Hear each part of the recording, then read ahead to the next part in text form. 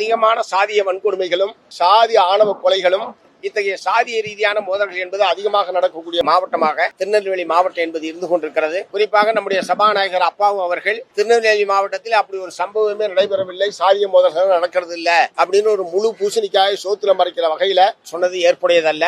ஏற்கனவே நாங்குநேரி மாணவன் சின்னதுரை ஒரு உயிருக்கு ஆபத்தான கட்டத்தில் உயிர் போகிற நிலைமைக்கு போய் மீண்டும் வந்து இப்போது கல்லூரியில் படித்துக் கொண்டிருக்கிறார். நேற்றைய தினம் மீண்டும் அவர் மீது ஒரு கொடூரமான தாக்குதல் என்பது நடத்தப்பட்டிருக்கிறது. நேற்றைய முன்தினம் பள்ளி மாணவர்களுக்குள் ஒரு சாதிய மோதல் என்பது நடைபெற்று மாணவர் வெட்டப்பட்ட கொடுமை என்பது நிகழ்ந்திருக்கிறது.